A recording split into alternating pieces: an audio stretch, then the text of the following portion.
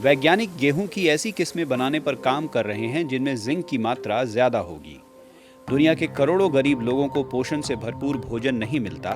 ऐसे में गेहूं की ये किस्म उनके पोषण का बेहतर ख्याल रखेगी। फिलहाल दुनिया भर में जो गेहूं उगाई जाती है उनमें से महज 9% ही ऐसी हैं जिनमें जिंक की मात्रा ज्यादा होती है। वैज्ञानिक अगले 10 सालों में 80% से ज्यादा गेहूं को ऐसा बनाना चाहते हैं जिसमें जिंक की मात्रा ज्यादा हो।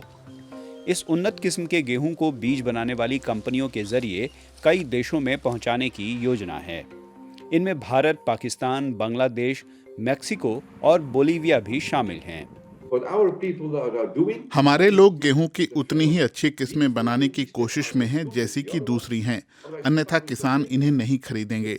हालांकि गेहूं की इस किस्म में जिंक की मात्रा ज्यादा होगी। अब हम इसे मुख्य धारा में लाने की कोशिश कर रहे हैं। हमारा विचार यही है और अब हमें कई जगहों से इसके लिए दान मिल रहा है।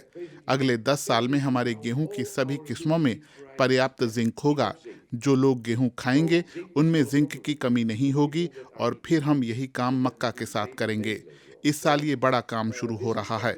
मुझे इस पर गर्व है। मार्टिन क्रॉफ का कहना है कि नई किस्में पारंपरिक बीजों में सुधार की तकनीक से बनाई जा रही हैं। इन्हें जेनेटिकली मॉडिफाइड नहीं किया गया है। 2 साल पहले मक्के की ऐसी ही किस्म की खेती कोलंबिया में शुरू की गई। दुनिया भर में कुपोषित लोगों की तादाद करीब 2 अरब बताई जाती है। उनके शरीर में जिंक की कमी है। दुनिया भर में इस्तेमाल होने वाली गेहूं की 70% और मक्के की करीब 50% किस्में इंटरनेशनल मेज एंड व्हीट इंप्रूवमेंट सेंटर ने तैयार किए हैं। मेक्सिको की इस संस्था को 1970 में नोबेल पुरस्कार विजेता नॉर्मन बोरला ने शुरू किया था और ये 50 देशों में रिसर्च प्रोजेक्ट चला रही है। उन्होंने हाल ही में फॉल आर्मी वर्म से मुक्त रहने वाली किस्म भी तैयार की है। इस कीट ने अफ्रीका और एशिया में फसलों को बहुत नुकसान पहुंचाया है। हम सामान्य ब्रीडिंग के जरिए मेजबान पौधे की प्रतिरक्षा पर काम कर रहे हैं, क्योंकि हमारे पास मेक्सिको में मक्के का जीन बैंक है और हम अफ्रीका में केनिया और जिम्बाब्वे में ब्रीडिंग करा रहे हैं। मूल रूप से 3 सालों में इस साल हमने पहली बार 3 किस्में जारी की हैं जो फॉल आर्मी वर्म कीड़े से मुक्त रहने वाली किस्में हैं।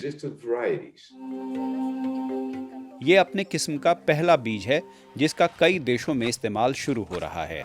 सेंटर को दुनिया के छोटे किसानों की चिंता है और इसके लिए वो निजी कंपनियों के साथ भी सहयोग करने को तैयार है। असल बात है कि हम ऐसे वातावरण के लिए किस्में तैयार करते हैं जहां निजी क्षेत्र के लोग ज्यादा पैसा नहीं बना सकते। विशाल निजी क्षेत्र वहां नहीं जा रहा है।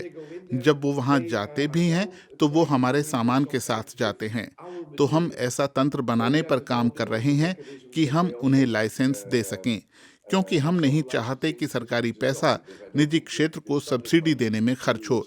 छोटी बीज कंपनियां छोटे किसानों की मदद कर सकती हैं और स्थानीय माहौल के साथ अनुकूलित हो सकती हैं, खास तौर से कम कीमतों पर, ताकि उनका खर्च उठाया जा सके।